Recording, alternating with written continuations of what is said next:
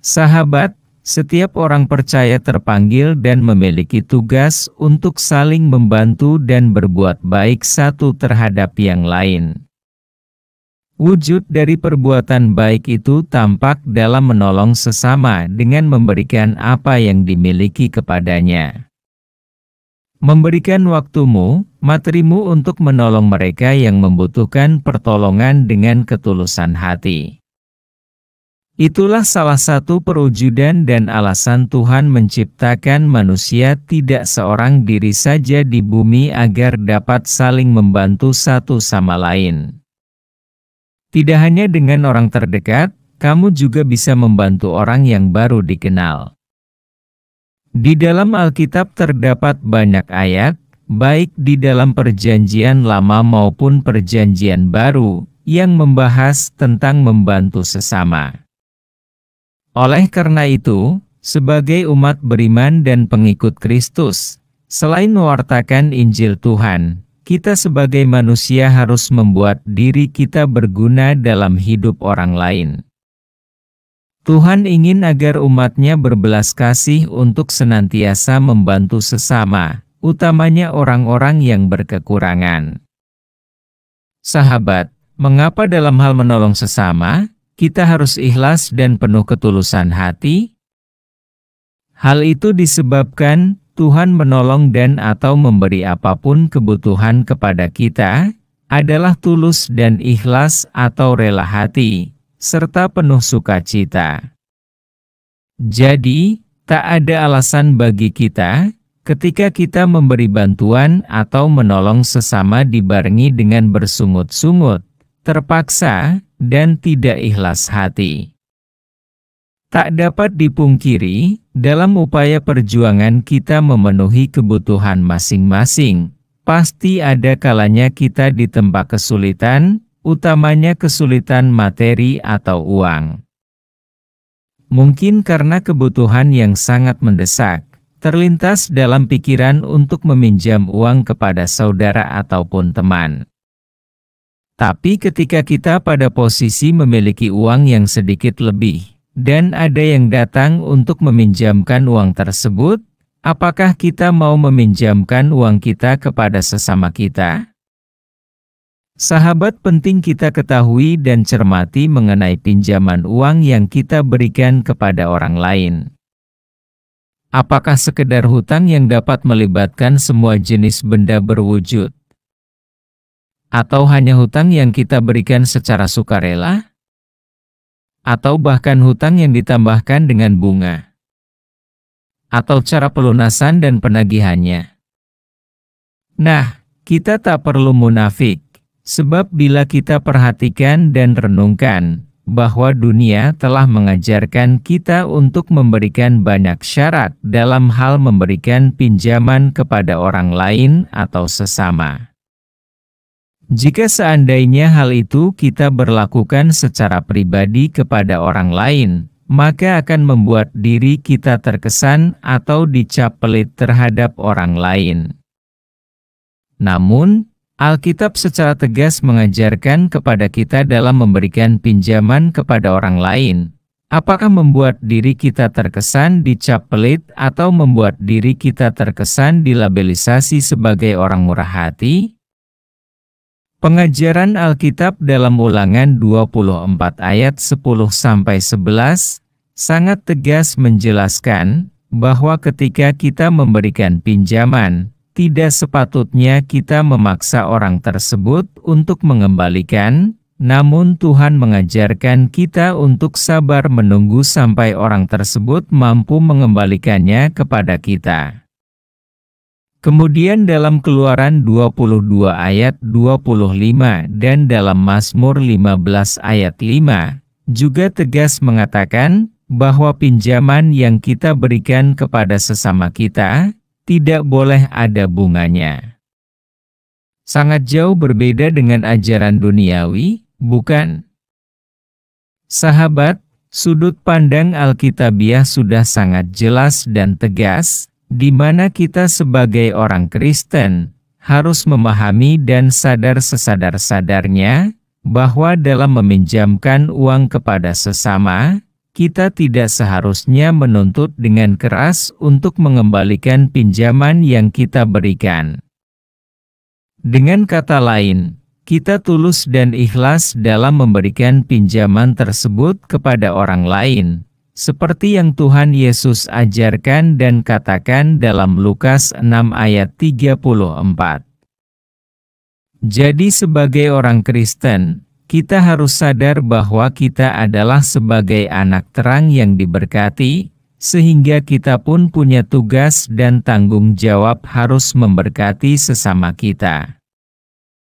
Sehingga dalam kasus tertentu, bila ada saudara atau teman yang meminjam uang kepada kita tapi tidak dikembalikan, maka itu merupakan tugas kita, bahwa kita selaku pengikut Kristus, ada dan hadir untuk memberkati sekitar kita, agar senantiasa dapat memenuhi kebutuhan hidupnya.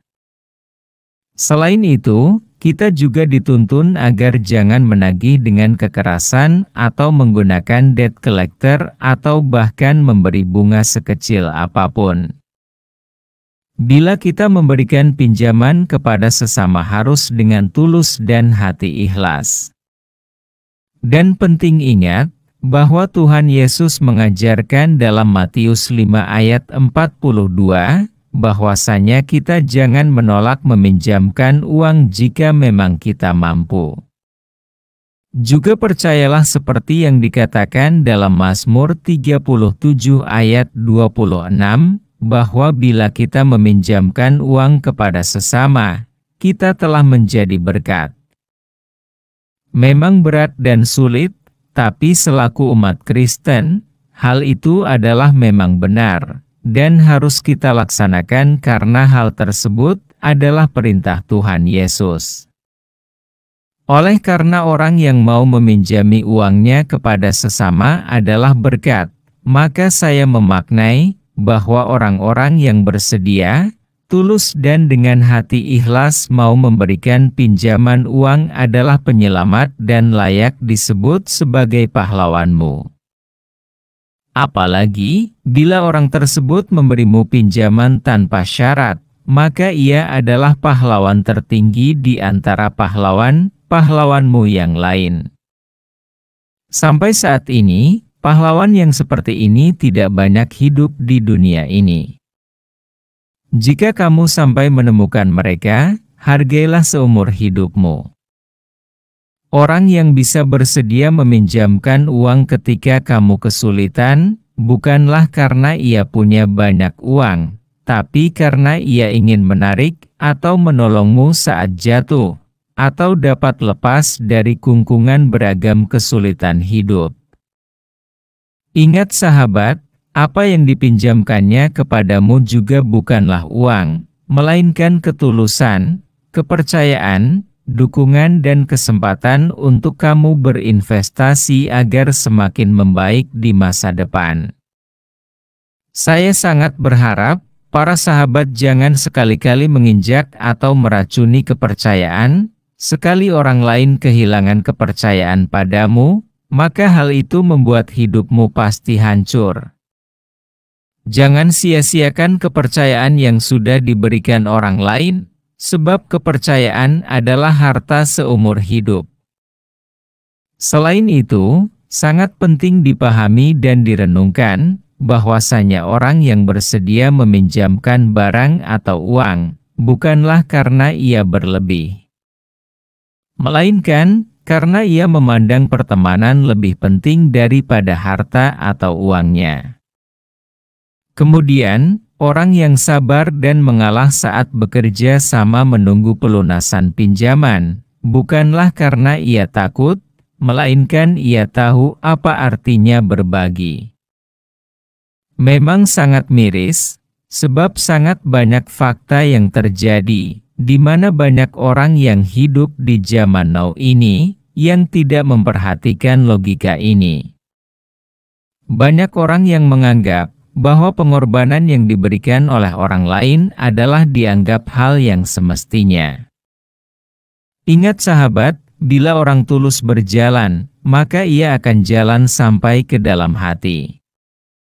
Sedangkan, bila orang munafik berjalan, cepat atau lambat, ia akan ditendang sampai keluar dari pandangan orang lain. Bila setiap pertemuan di antara manusia adalah takdir atau jodoh, maka hal yang diandalkan hanyalah ketulusan dan kepercayaan. Kita mau menjadi orang seperti apa, semuanya adalah pilihan kita, dan karena pilihan itu adalah untuk diri sendiri. Percayalah, hubungan antar manusia harus mengandalkan kepercayaan dan ketulusan. Terserah kita mau pinjamkan uang atau tidak, yang terpenting kamu harus memberikan kepercayaan dan tulus menjaganya.